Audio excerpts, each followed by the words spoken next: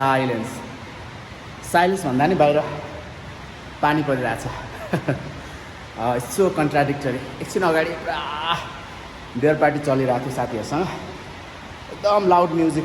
I don't know, हिजो आज loud music खासै ठिक लाग्दैन।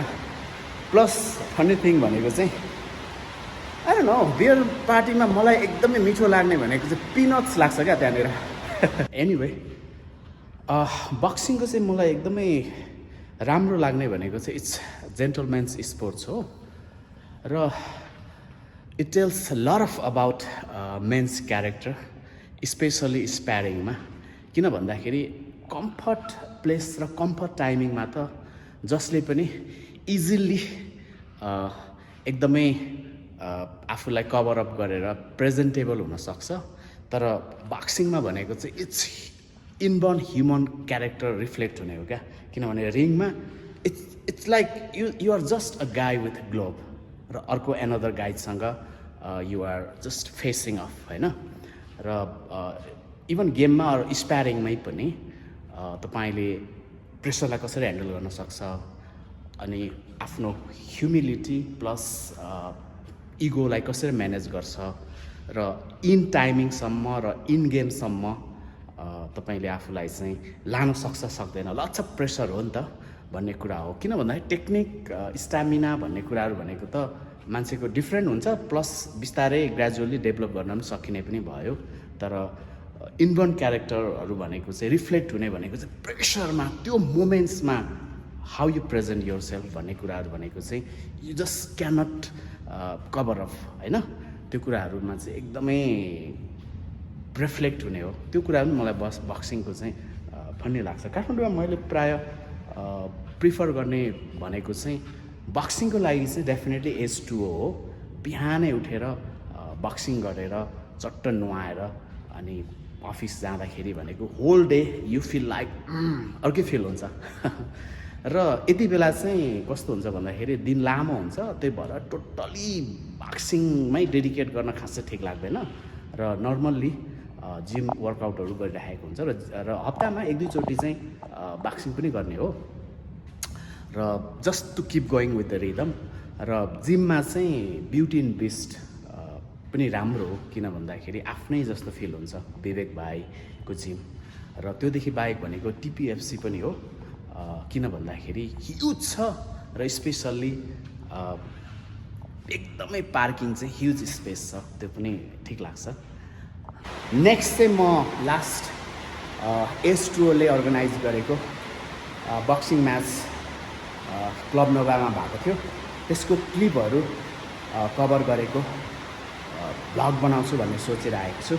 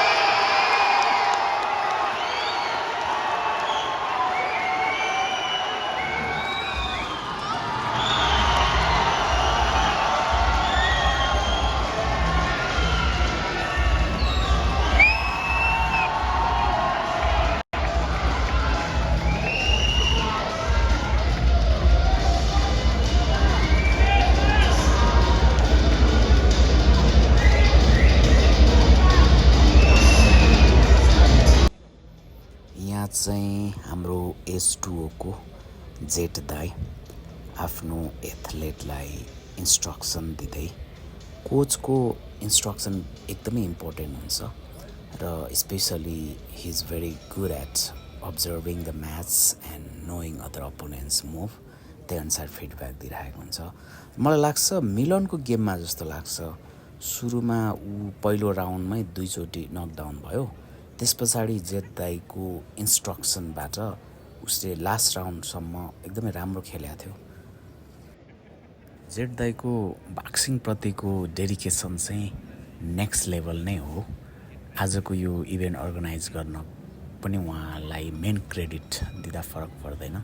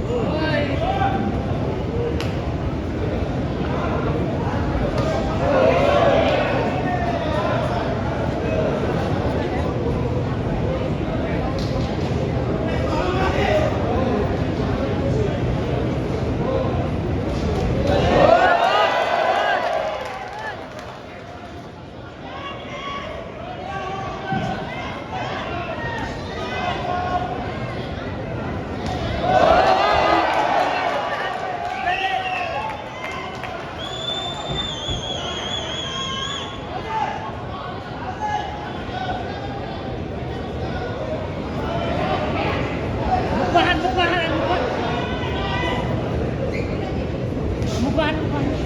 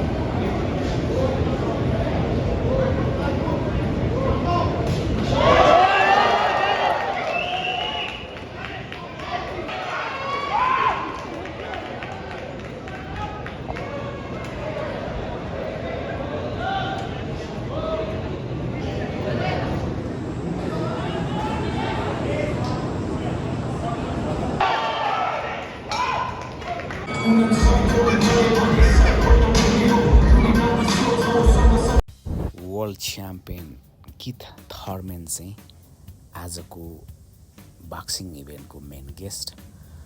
अनेस्टली स्पिकिङ उहाँको बारेमा त मलाई केही थाहा नै थिएन रहेछ।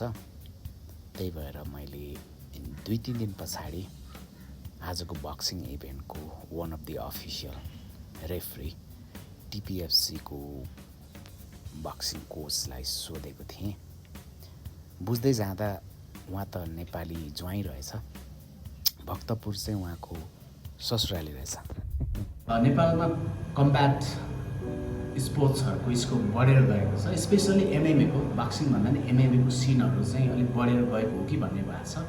अब एमएमए भन्ने बित्तिकै मान्छेहरूले युएफसीलाई डेफिनेटली एउटा अप्टिमम लेभल मान्छ।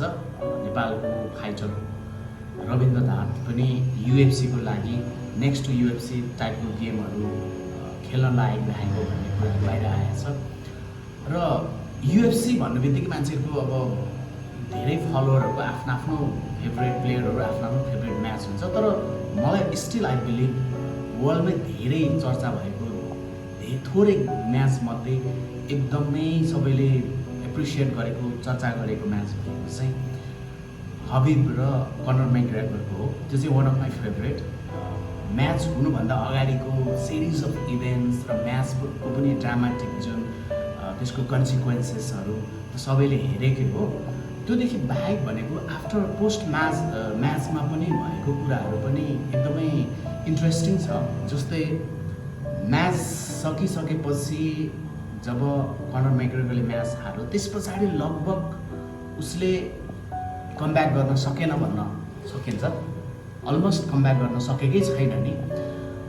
यता हबिबको पनि पपुलारिटी त्यो म्याच पछाडि एकदम बढेर गयो।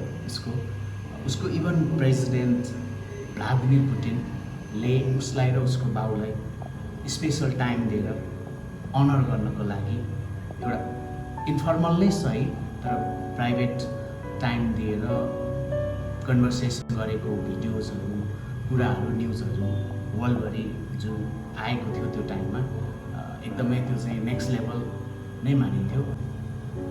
र अब पुटिन चाहिँ खासमा कम्ब्याट स्पोर्ट्स गर्ने एथलेटहरूको लागि स्पेसल किन पनि मानिन्छ भन्दाखेरि ऊ सिम्पल अरू पोलिटिकल लिडर जस्तो रिबन सिबन काट्ने, यसो गफसप दिने टाइपको लिडर भन्दा पनि उसको पनि एउटा different persona. For example Conor McGregor र हबिब अहिले maybe they are 37 years age. पछि 37 इयर्स एजको एथलेट अहिले उनीहरू छन् भने एउटा 37 एजकै एउटा स्टोरी भनिदिउँ न। के भएको हो भने वर्ल्डमा सेकेन्ड वर्ल्ड वार पछाडि हिटलरको रिजाइन एन्ड हुन्छ। त्यस पछाडि जर्मनी दुई भागमा विभाजन हुन्छ, इस्ट जर्मनी र West Germany. West Germany especially क्यापिटलिजमको आइडियोलिस्टबाट त्यसलाई प्रमोट गरिन्छ र इस्ट जर्मनी भनेको चाहिँ कम्युनिजम र त्यति बेलाको सोभियत सङ्घबाट इन्सपायर भएर इन्फ्लुएन्स भएर त्यही पेरिफेरीमा अगाडि बढिरहेको हुन्छ। र इस्ट जर्मनीमा चाहिँ त्यति बेलाको सोभियत सङ्घको केजिबी अफिसहरू स्थापना गरिएको हुन्छ, स्पेसली स्पाई। र 1989मा जर्मनीको अथवा बर्लिनको वाल ढल्दाखेरि सिम्बोलिक मिनिङ छ यसको, सो मेनी अदर, यसको डिप डाउन कुरा गर्न सकिन्छ। त्यति बेला ढल्दाखेरि के हुन्छ भन्दाखेरि पुरै अब वाल ढलिसकेपछि पुरै म्याड क्राउडहरू क्रेजी भइसकेपछि त्यसको टार्गेट भनेको चाहिँ केजिबी अफिसमा हुन्छ। र त्यो केजिबी अफिसमा चाहिँ त्यति बेलाको त्यहाँको 37 इयर्स ओल्डको एउटा रसियन युवा, जसले चाहिँ आफूले चाहिँ राम्रो काम गरिरहेको छु र मेरो कामले चाहिँ मेरो देशलाई केही कन्ट्रिब्युट गरिरहेछ भन्ने विश्वास गर्छ। उसले पुरा उसको केही साथीहरूले त्यो स्पाई अफिसमा रहे पछाडि के गर्ने हुन्छ, बाहिर एकदमै क्राउडले चाहिँ म्याड भएर चाहिँ आगो लगाइरहेछ, के गरिरहेछ। त्यस पछाडि उसले रसिया उसको हेड क्वार्टरमा फोन गर्छ। फोन गर्दाखेरि कसैले रेस्पोन्स गर्दैन, साइलेन्ट रहन्छ, मस्को साइलेन्ट रहन्छ भन्ने कुरा छ। त्यस पछाडि they are on their own. अनि त्यस पछाडि उनीहरूले आफ्नो क्लासिफाइड फाइलहरू पुरा जलाउन थाल्छ ताकि बाहिर लिक नहोस् भनेर। तर जलाउँदै गर्दाखेरि यति धेरै हुन्छ कि त्यो क्राउड आउँदाखेरि सबै जलाइदिन सक्दैन भन्ने उनीहरूलाई एस्टिमेट हुन्छ। त्यस पछाडि द्याट 37 इयर्स गाई goes out with one pistol and face the crowd. र क्राउडलाई उसले नेगोसिएसन गरेर फर्काइदिन सक्षम हुन्छ। क्राउडलाई उसले भन्छ, मेरो साथीहरू पछाडि मेसिन गन लिएर रेडी छ, you have two choice, either you leave it or take the bullet from us, just like that. र उसको त्यो कन्फिडेन्स, उसको त्यो भिडलाई फेस गर्ने गट्स देखेर त्यो हजारौँको भिडहरू पनि डराएर फर्केर जान्छ क्या। र that guy 37 years, that guy is today called Vladimir Putin. त्यो लेभल 37 इयर्समा केटाहरू अब कम्ब्याट गेमहरू खेलिरहेको छ, तर उसले स्टेट लेभलको त्यो लेभलको भिडलाई रियल लाइफ सिचुएसनमा फेस गरेको हो कि। त्यो कारणले गर्दाखेरि त्यो एकदम त्यो मास्कुलिनिटी जुन मेन्टालिटी भनेको चाहिँ उसको चाहिँ नेक्स्ट लेभल हो। अफकोर्स अहिले युएसमा पनि ट्रम्पहरूले पनि अथवा अरूहरूले पनि यसलाई प्रमोट गरिरहेको छ। इभन युएफसीमा डाना वाइट, जसले स्क्रैचबाट $1 बिलियन कम्पनी बनायो युएफसी जस्तो गेमले, आज सबैको मुखमा युएफसी भन्छ। यसको पनि आफ्नै हिस्ट्री छ। एनिवे युएफसी रहिरहेको छ, गेमहरू भइरहेका छन्। हाम्रै नेपालबाट पनि धेरै प्लेयर्सहरू, धेरै कम्ब्याट स्पोर्ट्स मन पराउने एथलेट्सहरू इन्सपायर भएर अगाडि बढिरहेको छ। यो राम्रो हो। अघि मैले रविन्द्र नाथको कुराले, युकी आङदेन्ने पनि राम्रो एथलेट हो, त्यो जस्तै अरू यङ्स्टर आइरहेको छ, यो राम्रो हो। सो हबिबको च्याप्टरमा उसको बाउसँग उसको कन्ट्रीको प्रेसिडेन्ट बससँग बसेर कन्भर्सेसन गरेर चिटच्याट गरेको कुरा आयो। भनेपछि प्रेसिडेन्टले भेट्यो। यता कनर मैग्रेगरको स्टोरी फेरि अर्कै छ क्या। अब त्यो मेन्टालिटी, कम्पिटिटिभ मेन्टालिटी अथवा सेल्फ रेस्पेक्ट भनौँ न, उसले त्यस पछाडि कालान्तरमा पोस्ट म्याचकै कुरा गरेपछि उसले के भनिदियो, म अब आयरल्यान्डको प्रेसिडेन्ट बनिन्छु। पनि इन्ट्रेस्टिङ कुरा हो। अफकोर्स उसले अरू रिजन भनेको छ, सोसियल पोलिटिकल रिजनहरू एजेन्डा सहित सो एन्ड सो कुराले गर्दाखेरि चाहिँ म त्यसलाई चेन्ज गर्नको लागि गर्छु भन्ने कुराहरू अगाडि ल्यायो। ट्रम्पसँगको भेट पछाडि इन्सपायर भएको कुराहरू पनि आउँछ। तर डिप डाउनमा एउटा कुरा के पनि हो भन्दाखेरि अफकोर्स कनर मैग्रेगरको लेभलको एथलेटले, त्यो लेभलको पपुलारिटीले र त्यो लेभलको $बिलियन्स को एक्सेसले उसले आज वर्ल्डको जुनै पनि प्रेसिडेन्टसँग बसेर समय निकालेर फोटो खिच्न अथवा एउटा गफसफ गर्न सक्छ।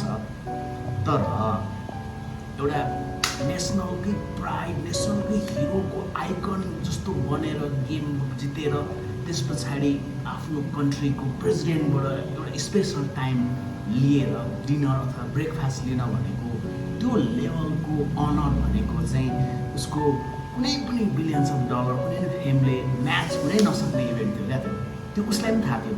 त्यो कारणले गर्दाखेरि अफकोर्स अब किन प्रेसिडेन्टसँग भेटेर म आफै प्रेसिडेन्ट बनिदिन्छु भन्ने लेभलले उसले चाहिँ आफ्नो लाइफको चाहिँ एउटा गोल राखेको थियो।